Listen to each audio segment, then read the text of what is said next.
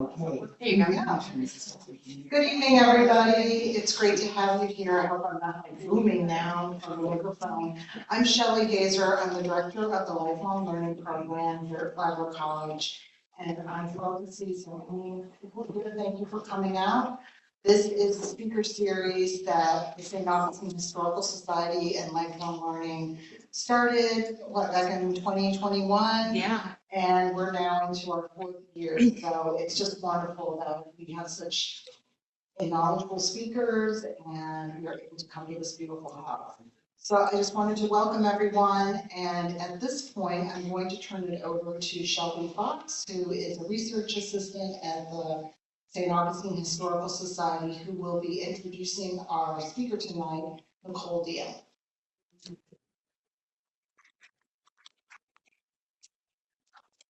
Good evening, everyone. Nicole Diehm is the head librarian and curator of the St. Augustine Historical Society Research Library and oversees the incredible library staff. She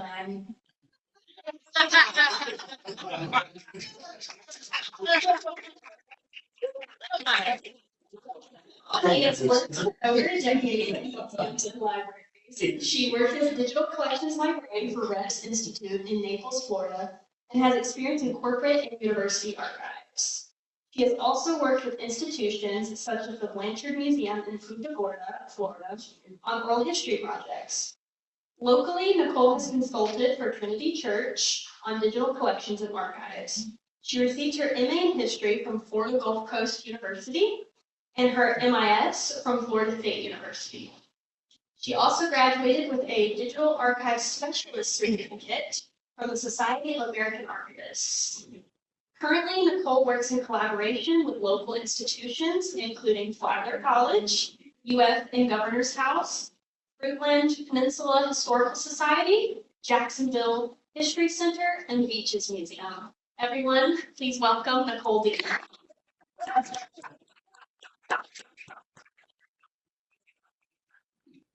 I specifically wrote that in for them. So thank you everyone for being here. I appreciate you coming out and hearing about what we did last year. So we created this exhibit. It's actually called Weathering the Storm, but we learned some things. Yay, it works. Okay, so how it came to be was we actually applied for the Voices and Votes Democracy in America traveling exhibit from the Smithsonian. And we didn't get it. It really didn't fit in our space. And that was okay because it went to the Matheson House in Gainesville. And I was able to go and visit it. It was a really great exhibit there. But we had to create a lot of programming around it. So we just continued on because why are we going to reinvent the wheel when we already had a great series and a great exhibit? So I'm going to take you a little bit into what goes into an exhibit. So first thing, obviously, we have to figure out what the idea is. Next, we research, we write, we design it, and then we install it. So I'm not going to share every minute detail of this process. We read books, we took notes, we wrote, we ripped it apart, we wrote some more, we made it a pretty package and then put it up. But what I do want to share with you is 6 months later, we learned something new. So,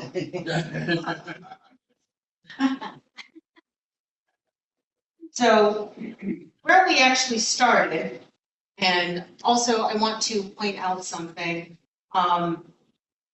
I couldn't do this without my incredible library staff. Shelby helps me research, write, design everything. Robert is our editor-in-chief. He helps us edit and rip it apart. He's been my partner in crime for almost 5 years now. He helps me with breakdown and install. They're not going to find you. It's and we also have Sydney Livingston, who couldn't be here tonight, but she also helps us on that back end, get that extra pair of eyes on, get that extra pair of hands when we need it. I could not do that without my staff, and I'm so appreciative of you guys. I also want to give a shout out to Mike Konopacki. He did a talk for us back in December about the history of political cartoons. So thanks to him, I was able to put some things that we found in our exhibit together with things that were happening in the past, because history never repeats, but it often rhymes. So where we started, our historian Charles Tingley, he gave us political cartoons from the 1890s to the beginning of the Cold War. The topic was already outside of our wheelhouse, so we had to shrink it down, otherwise we would have gone into the weeds. Based on the cartoons that caught our eye, we decided to focus on presidential campaigns during the Progressive Era, which is approximately 1900 to 1928. This period in history at the turn of the 20th century was a time of tremendous social, economic, and political changes. Beginning in the late 1800s with the challenge to the spoils system of machine politics, progressivism gathered momentum between 1900 and 1916 as the desire for reform permeated the minds of the American people. So this is our title image. Does anybody feel this?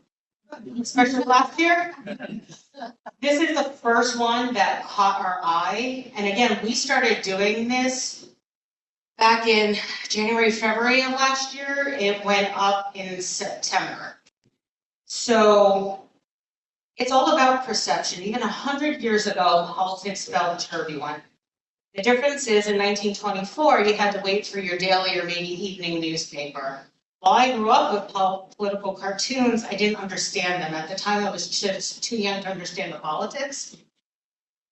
But part of the research we conducted was what were political cartoons, who were the cartoonists, and what was happening around these political cartoons that made these cartoonists want to express their opinion. Now, admittedly, the intro of the exhibit was very text heavy. And I'm saying this as the person that I use as the average bear visitor. I know people, Robert, who will read every single thing on every single panel and whatever exhibit he's in. I call myself a squirrel in a trench coat. I need to run around, find the shiny objects that catch my eye. I focus on those, and then I kind of go back around and figure things out. That's just the way I work. So I try and create the exhibits with the continuum of people that are going to read every single thing to the little squirrel that is going to be like, what's that pretty picture? So we do try and keep information in digestible chunks. This time we couldn't. There was just too much to explain what was going on 100 years ago. To start, we talked about editorial cartoons. They're an expression of the creator's viewpoints on current events and are intended to make readers think about the current political atmosphere. They tend to have 3 requirements, according to one of the books that I read. First, you have to be witty and or funny and smart. Second, you have to show a recognizable truth or a side of the truth. And third, you have to have an earnest moral purpose. And you'll see this as we go on. The point of the artist is to create an image that attempts to persuade the reader, and the best cartoonist can do it without the reader even knowing. So many cartoons were syndicated, and we brought it home a little bit because these cartoons were found in the St. Augustine Record, as I had showed earlier. And it was one of the many newspapers that they were published in. At the time, St. Augustine Record was a Southern Democratic newspaper with a more conservative viewpoint. It didn't always agree with the cartoons that it published. We discovered that the Democratic and Republican parties of the past were not the same as they are today. Early Republican platforms were typically considered philosophically liberal, while early Democratic platforms were known for more conservative ideas. Both parties changed ideals over time in the 20th century, and the more modern iteration of what we know them to be now kind of made that switch during the early 1970s. It is kind of said that like during the Reagan era is when it really got cemented. So these are some of the cartoonists that we had. They're Brian Walker, Leo Thiel, Harry S. Bressler, Bob Satterfield, and Dorman H. Smith. I literally just tallied how many cartoons that we have for each of them. And as you can see, there are a couple that we really don't have a lot of information on them. A few of them we do, but I want to point out this guy, Bob Satterfield. So he was known to have this little guy. At first, we thought it was a mouse, but then we found out that's SAHS bear. What he would do is he would create a scene, and then he'd use this little guy to insert his inner monologue. So you can see he kind of drew himself like getting ready to go to work. And the little SAHS bear says, "What's going to be the battle cry today, old top?" So him thinking to himself, what are we doing today? What we also found out was what were the origins of the political party symbols. So cartoonist Thomas Nast, who was alive 1840 to 1902, is credited creating the Republican elephant in response to President Ulysses S. Grant seeking a third term. This is called the third term panic. And you can see here a donkey is dressed as a lion.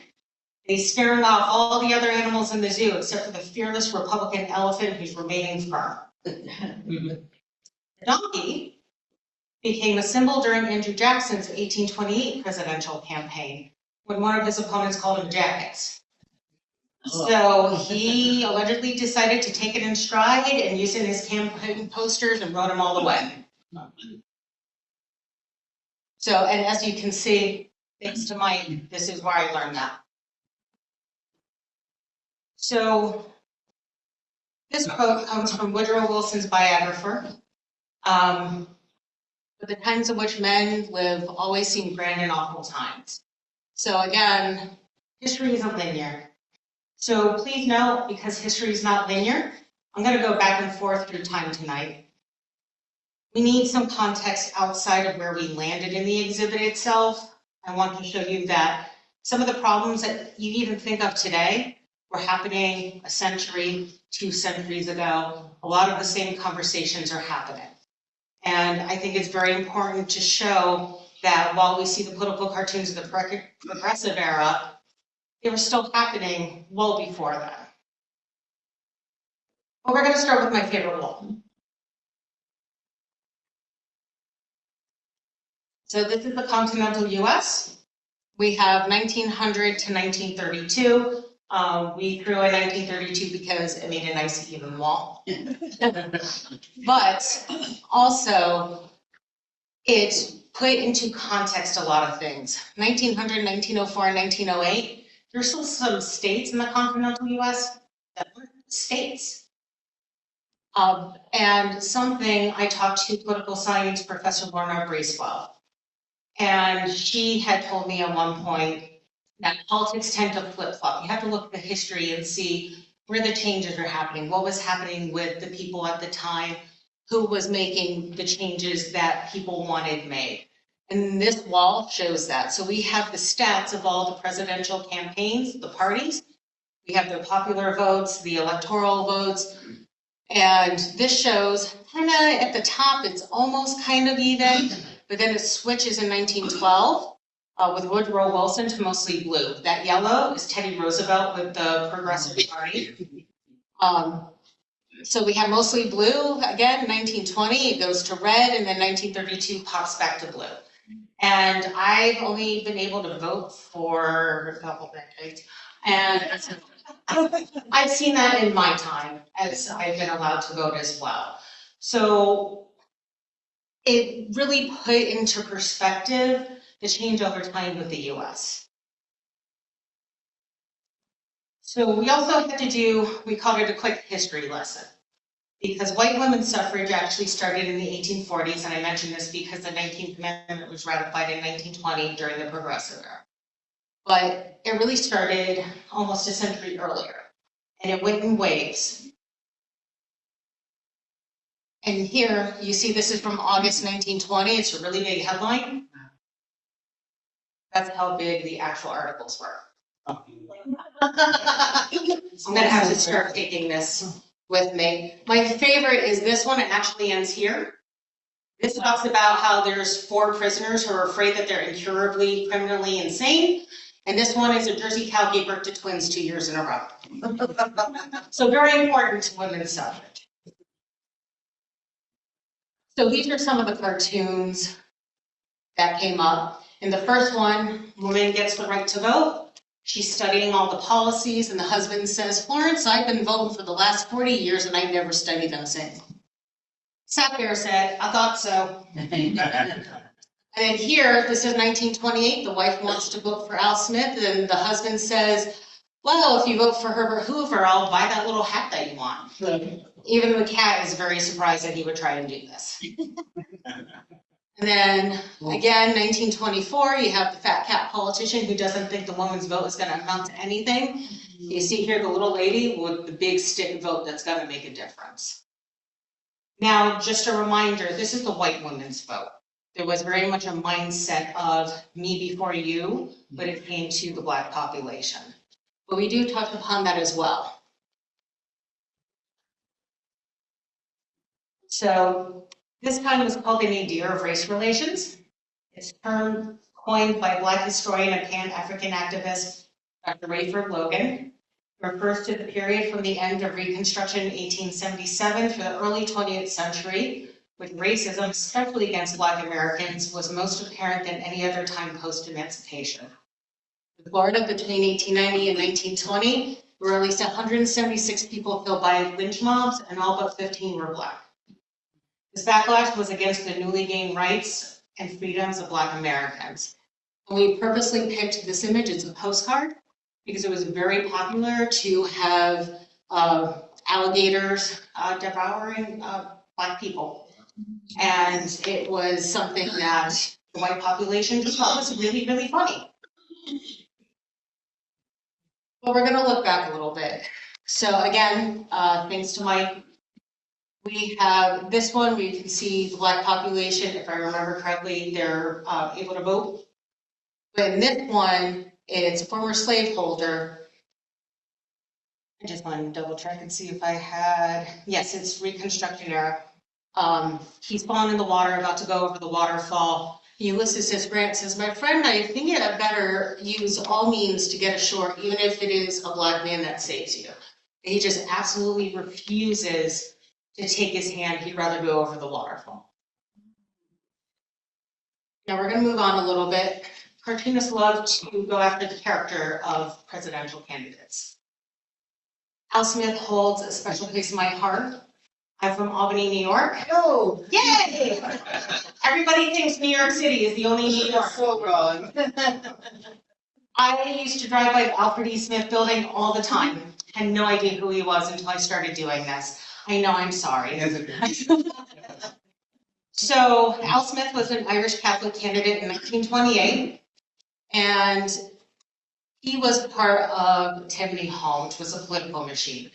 Now in 1920, Senator Charlie Murphy became the boss of Tammany Hall, and he tried really, really hard to put them straight. He wanted to take the corruption from the mid-1800s out of it and turn them into a straight-laced, honest political machine that was going to help the people. So he put together things. He was like, don't touch school kids, don't go to schoolyards doing anything, don't mess with brothels, and don't mess with the police. So you can see here, there was still that stigma behind Tammany. Even here, though, it's saying that he's impervious to mudslinging, because Al Smith himself was a pretty straight-laced guy. But we're going to go back in time so you can understand what was going on. This is Boss Tweed. And remember Thomas Nast, the Republican elephant? He did over 50 cartoons against Tammany Hall and Boss Tweed in tandem with the Wrath of the New York Times. So in this one, it says, who stole the people's money? And you can see all the little guys pointing to Boss Tweed. He's the only one not pointing at anyone because it was him. Here, he's always got money on his mind. And here, he's a vulture picking the bones of the little guy.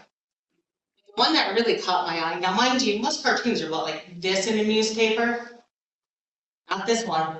It's a 2-page spread, 14 by 20. This is called Unsurpassed for Raw Power. The Times called it the most impressive political picture ever produced in this country. And it's the first appearance of the Tammany Tiger, which Nast adopted from the insignia of Tweed's volunteer fire company. And here, the Tammany Tiger is mauling Lady Law, splitting the Republic, busting its power, and stomping on the ballot. You can see Boss Tweed up here. It's called Tammany Spoils, and they're just watching the carnage.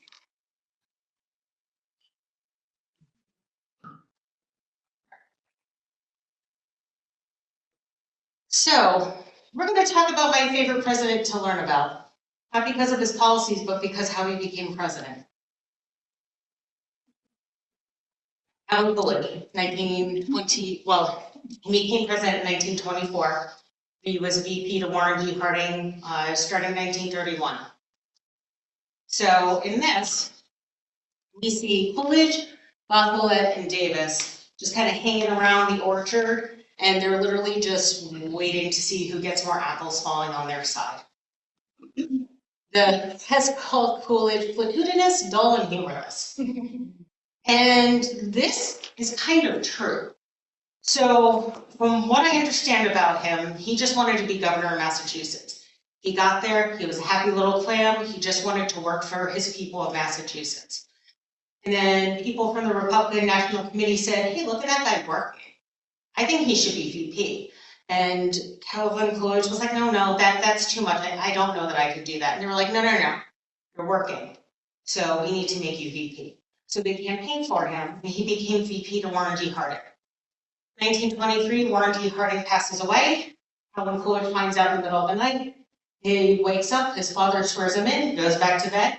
Next morning, starts working as president. 1924 rolls around. And he's not even trying to campaign for himself. He just says, I'm going to work.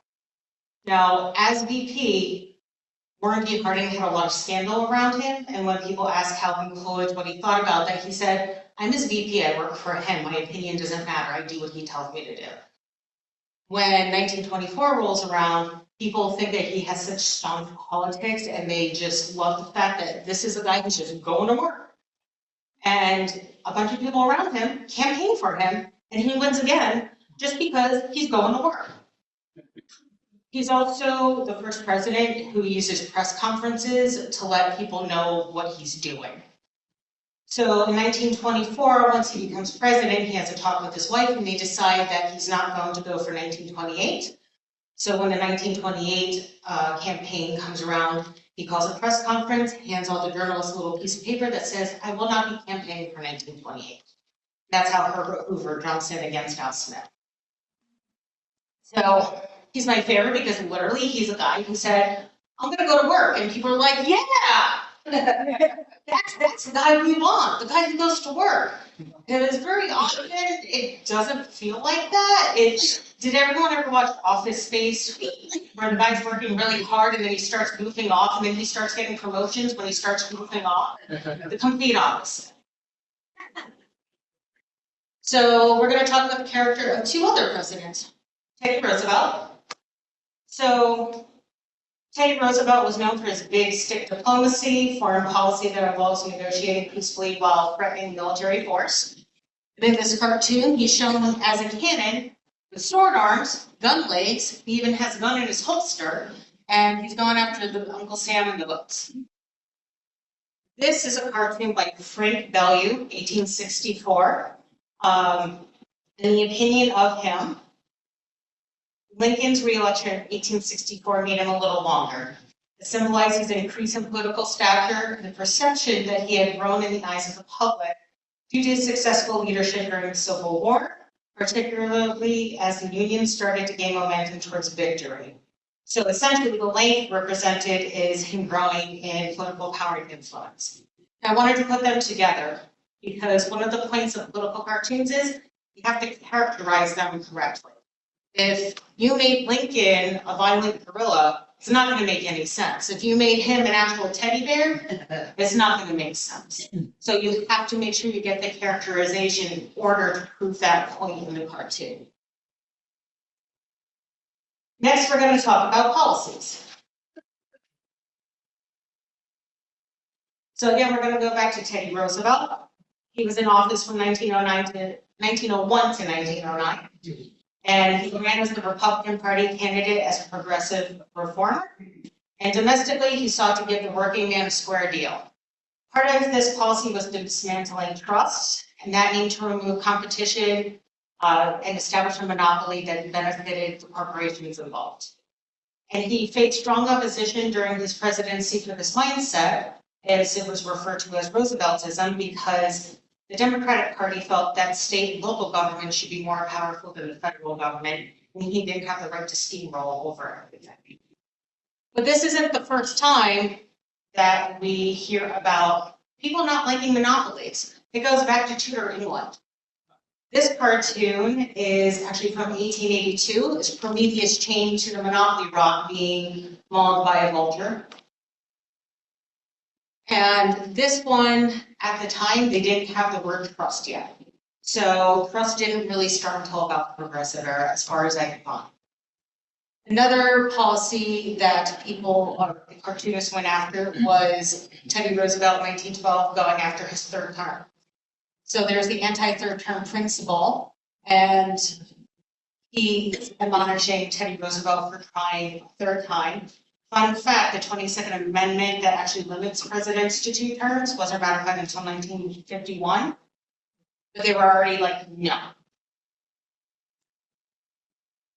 So we're going to keep with that in 1912. We're going to talk a little bit about Woodrow Wilson. He realized that his competition wasn't William Taft, it was Teddy Roosevelt, as you saw with all that yellow in the 1912 stat. So because he knew this, he started to present himself as carefully progressive. He set up his New Freedom campaign, which blended his Southern Presbyterian upbringing with modern liberal ideologies. He regarded Roosevelt as that gallant gentleman who had done so much to wake up the country to the problems that now have settled. Wilson also said, "If I am fit to be your president, it's only because I understand you. I do not wish to be your master. I wish to be your spokesman." So this was very effective. He praised the middle class as an attempt to finance his campaign from the average worker, and it succeeded. 1/3 of his campaign funds came from the average worker, and the rest of it he got from larger contributors, but he always drew the line of trusts. So you can see here, Wilson being the magnet, grabbing those people that might have gravitated toward Teddy Roosevelt, and then here it's the average guy giving to his campaign. So just a reminder, Wilson stopped it at trust. He would not take it.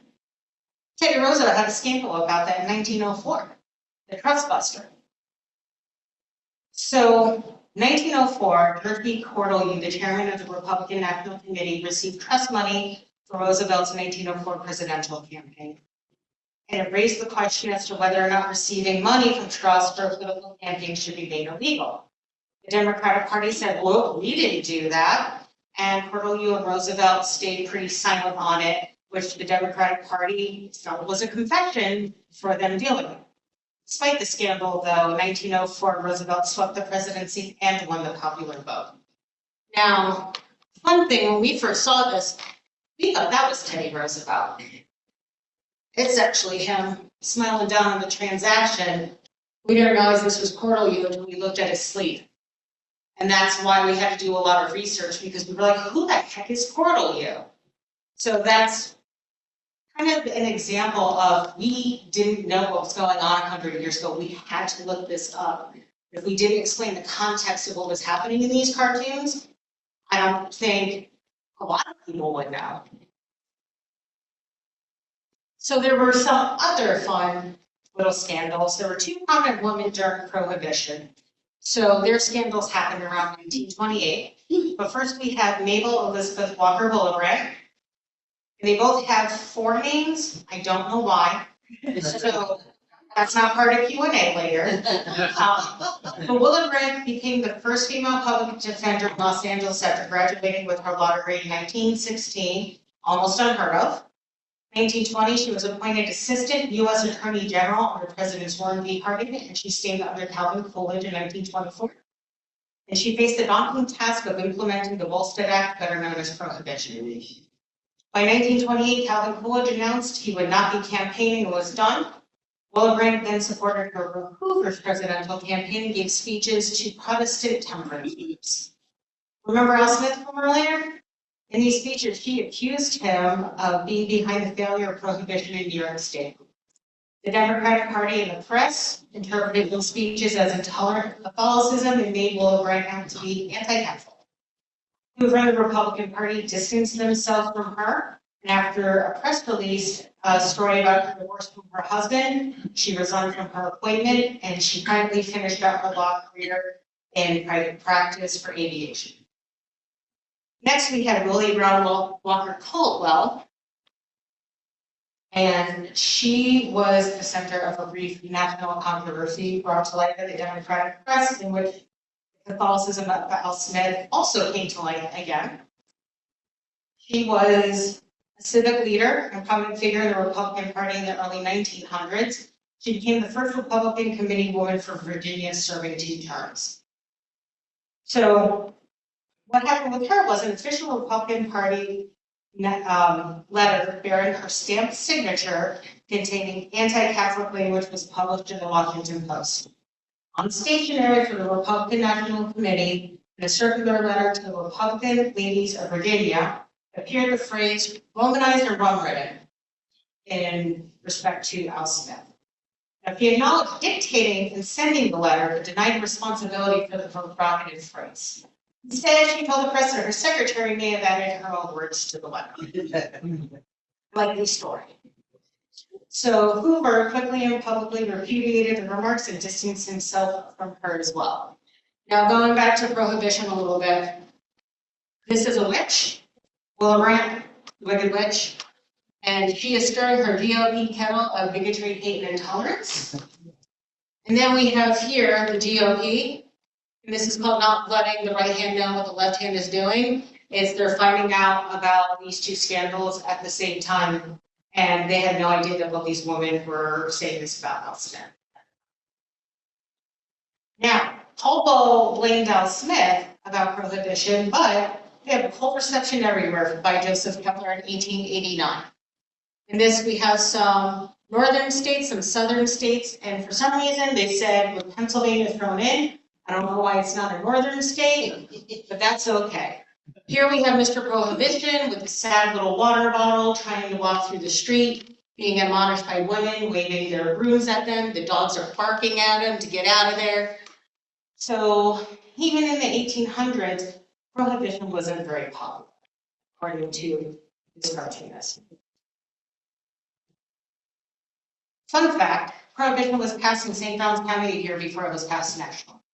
You can thank Charles, our historian, for that. So we're going to talk about some cartoons. These are from 1924. This one is every Halloween. You've got the people screaming, if you don't vote for our guy, the world's going to go to hell. And we have here the voters laughing, saying, oh, aren't these boys funny? Mostly because by the time Halloween rolls around, my interpretation is you already know who you're going to vote for. And if you already feel like if you vote for the other guy, it's going to go to pot, you're probably not going to vote for that person anyways. This one is the GOP boost for wets and law for dries, sort of insinuating that they're trying to have their cake and eat it too, give to everybody else. But also we viewed it a little bit as the polarization of topics. So it's going to be boost for wets and laws for dries, but there's no in between. And I feel like a lot of topics, there's very little in between. But I'm going to get to that in a second. This one here is the first annual picnic of the Knights of Labor, again by Joseph Kepler, 1882. He had a strong sympathy for workers, which gives this a poignant appeal. You can see here the workers trying to push one of their fellows up this pole. Up here are just the basics in life, higher wages, food, some comforts, tobacco and wine. And you see here all the wealthy guys having fun watching up here because they used Monopoly grease so they couldn't climb up the pole. I really liked these. This is an interesting tidbit because woke is not a new concept. Back during the Civil War, there was a white awake club. And thank you, Mike, for teaching me that too. So these are two cartoons from 1860 by Lewis Marr. And this is a pro-Lincoln. And Lincoln is represented by the fence rail, which symbolizes humble beginnings. This one is an anti-Lincoln. Same guy voted for Lincoln, that acknowledged that he didn't like all of his policies. And I remember, so my dad was a staunch Republican. There are two things that I remember him saying to me. Number one, Kennedy was the only Democrat I ever voted for. Well, now that I know about the history of the Republican and Democratic Party, it makes more sense because technically JFK being a Democrat would have had the same ideas. And also, he used to argue with me because if I didn't like who he liked, I must love the other guy. He hated the other guy. And I'd say, no, I don't like any of them because none of them have the same ideals that I do. I like someone else. But for him, it was black and white. If it wasn't one, you had to love the other. And I feel like this is a really nice way to show that it doesn't have to be. You can still vote for someone, but still have critiques of things that are going on. So we go back to 1928, and this is 1912. And we have the elephant and donkey kind of waiting for the judgment at the polls. And then we have Teddy Roosevelt, Woodrow Wilson, and Taft. How they're acting, they're very confident that they're all going to win. But on the inside, they're just waiting to hear. And then something else that I looked into was uninformed voters. And a lot of people don't vote based on what's actually happening in policy. It's the perception of what's going on. And this really spoke to me because it's crooked politics. You got one person who's not interested in politics, someone who doesn't have the time to vote. They're going to be their biggest friends because if they're not voting, then they can just focus on the people that they can play under perception instead of worrying about people who aren't even planning on doing any voting. This is my absolute favorite one though. We have this presidential campaign getting all of the attention. It's state and local politics being pushed aside. And here we have, ho hum Mabel, we might as well be in China for all the attention we're getting. Local politics says it's the same story every 4 years, the hussy. And it's very true.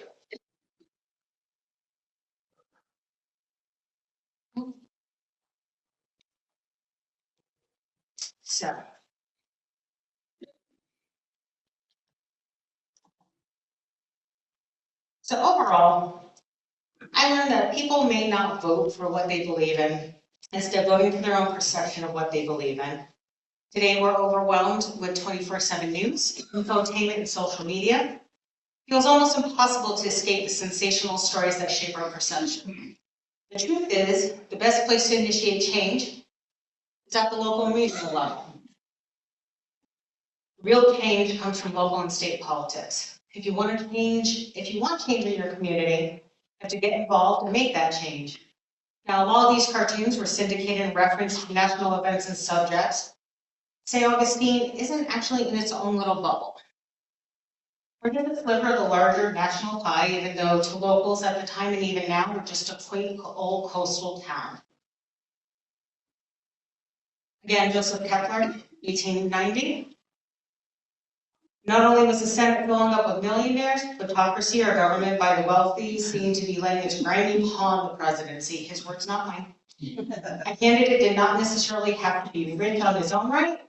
They had to appeal to men of wealth who would loosen their money bags. Now, does anybody see anyone that they recognize?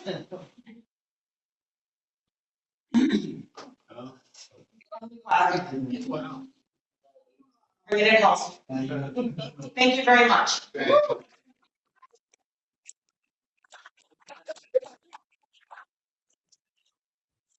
I will be happy to answer questions the best I can. Again, I learned a lot of these things.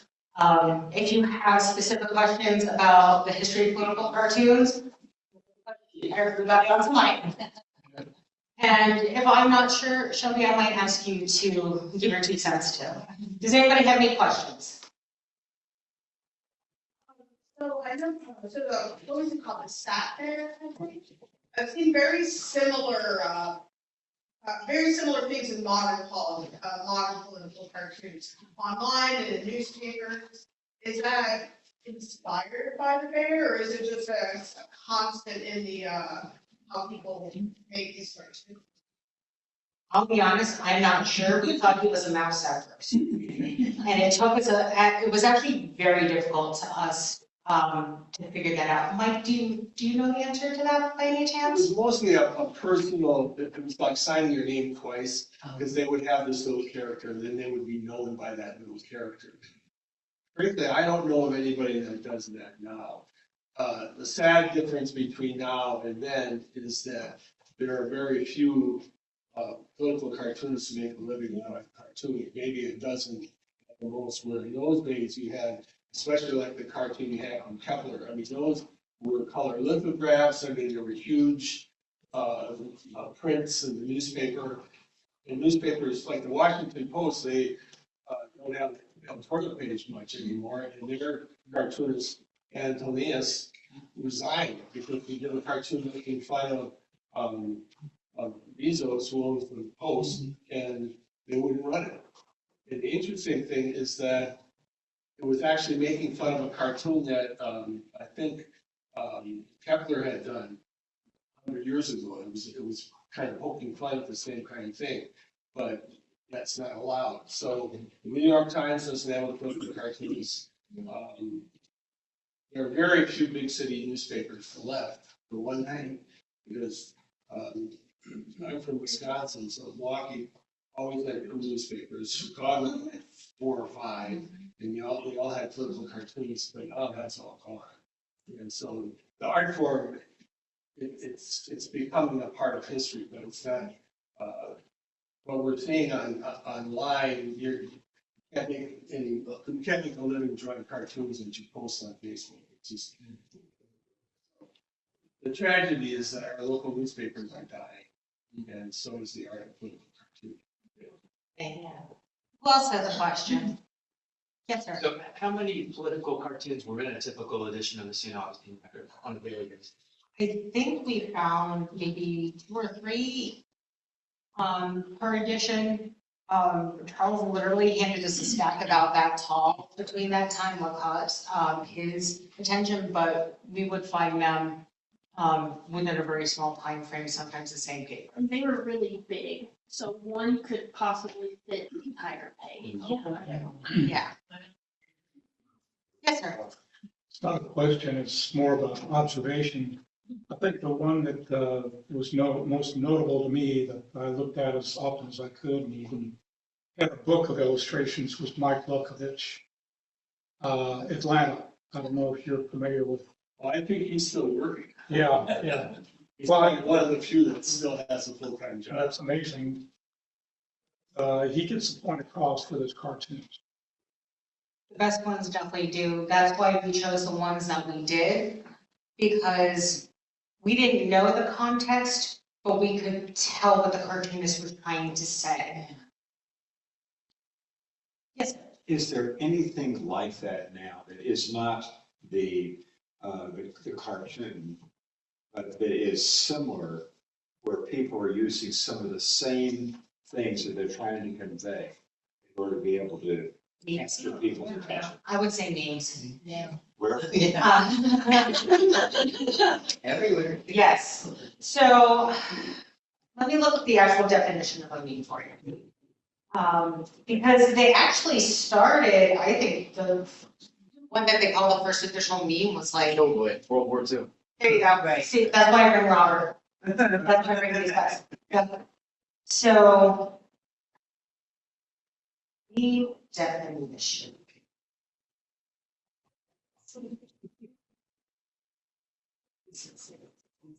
Okay, or not.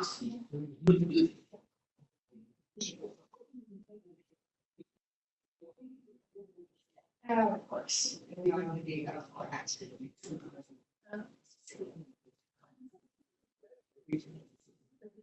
There we go. An image video is typically humorous in nature, is copied and spread rapidly by internet users, often with slight variations. Often celebrity gossip or sometimes political things will show up.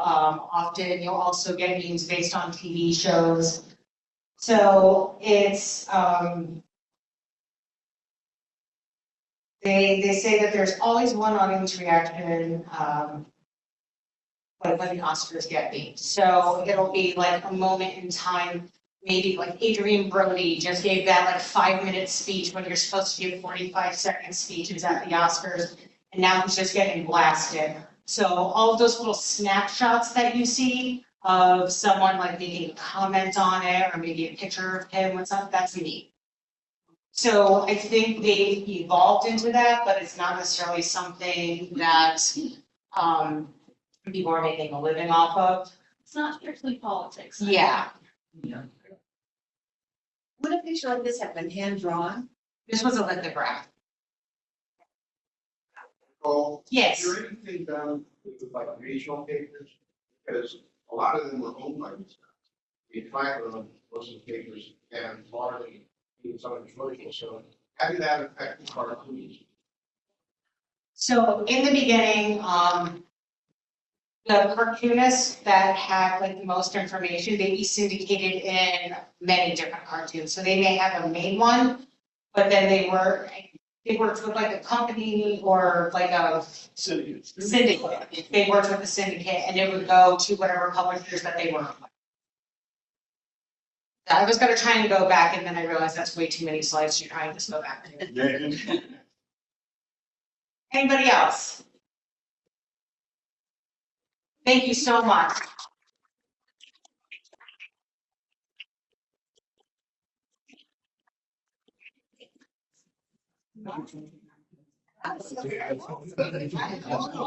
This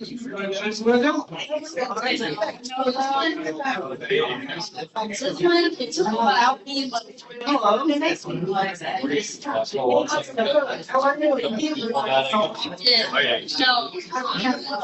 make a writing. Tell me about the first thing. Killboy. During World War II, the Where's Killboy meme, they used it as like a marketing to show where American troops had already been. And so the Italians and the Soviets and everybody that was dealing with it was kind of like, what the heck is this? They had a mission that was trying to figure out who this was. And of course, it wasn't a real person. It was, hey, Americans have been here for president. And they'd go on. So it's just over the place for World War II. There's a Palestinian cartoonist that had his cartoon. It's a little boy. Got to name it. Country that will show up everywhere. And it's all those movies were doing. There's no wording on it, anything, it's just. Right. This one's a little, you may have seen it, the little guy whose Killboy was here. And there's a couple different variations. They don't do very well. Well, but there was another use for that stuff. They were called silent agitators. Right. And IWW did those big stickers, and so that they would, 4 hours work for 8 hours pay, and they would stick it all over. Those, a lot. And,